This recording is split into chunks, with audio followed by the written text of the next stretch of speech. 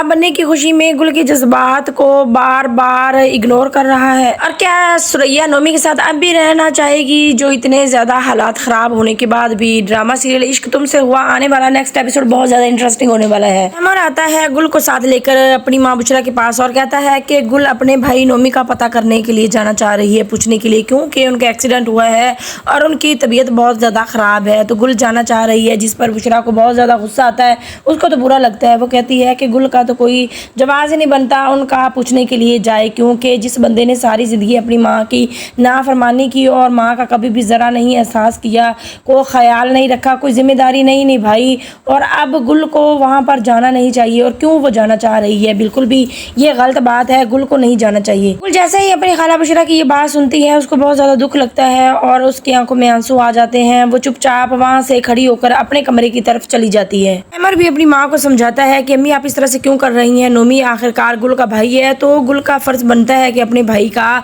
पूछ कर आना चाहिए उसको। तो आगे से बुशरा कहती है कि मैं कोई कॉम्प्रोमाइज़ नहीं करूंगी, मेरा आने वाले पोते को कोई मसला ना हो जाए, गुल की कहीं तबीयत ना ख़राब हो जाए और हमारे आने वाली खुशियों को नज़र ना लग जाए, मैं इसीलिए गुल को नहीं जाना दे रही। मैं कहती हूँ कि गुल बस घर में ही रहे, आराम करे। इस तरह से बुशरा कह देती है।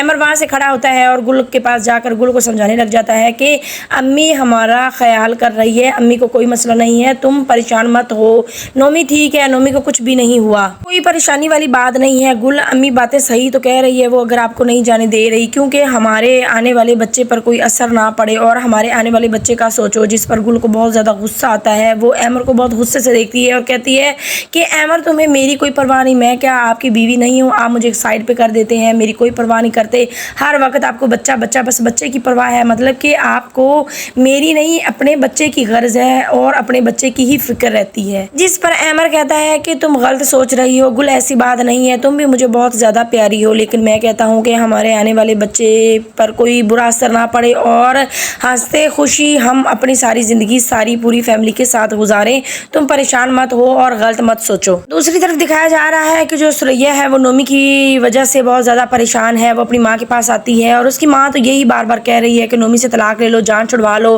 अब इस अपाज बंदे के साथ तुम रह कर क्या करोगी, सारी ज़िंदगी इसको खुद से ही खिलाना पड़ेगा और इतनी मेहनत करनी पड़ेगी। जिस पर सुरैया कहती है कि ठीक है, मैं अपने शौहर को तो छोड़ नहीं सकती, मैं बिल्कुल भी उससे तलाक नहीं, मेरे पास तो कुछ भी नहीं बचा और मैंने इलाज भी अपने शौहर का करवाना है, तो आप लोग ऐसा करें कि मुझे मेरी जायदाद से हिस्सा दे दें, जो मेरा हिस्सा बनता है। जिस पर परवीन बहुत ज़्यादा गुस्से में आ जाती है और तंजिया लहजे में यही कहती है, सख्त लहजे में, कि कौन सा हिस्सा, कोई हिस्सा नहीं है तुम्हारा हमारे पास, क्योंकि जब तुम्हारी शादी हुई थी सब कुछ तुम्हें दे दिया था। इस पर सुरैया की आंखें खुली की खुली रह जाती हैं। वो कहती है कि अच्छा ऐसी बात है, मुझे जायदाद में से हिस्सा नहीं मिलेगा, अब मैं देखती हूँ कि कौन रोकता है मुझे मेरी जायदाद में से हिस्सा लेने को। और इसी तरह से अब आगे नाज़रीन आप लोगों को क्या लगता है, क्या सुरैया घर से मजबूर परेशान होकर के इधर से भी हिस्सा नहीं मिल रहा और शौहर भी कुछ नहीं करने वाला, तो क्या वो नोमी से तलाक ले लेगी? राय का इजहार लाजमी कीजिएगा नीचे कमेंट बॉक्स में। अगर मेरी वीडियो पसंद आई हो तो मेरी वीडियो को लाइक कर दें और मेरे चैनल को सब्सक्राइब भी कर दें। मिलते हैं किसी अच्छी सी नेक्स्ट वीडियो के साथ, तब तक अल्लाह हाफिज़।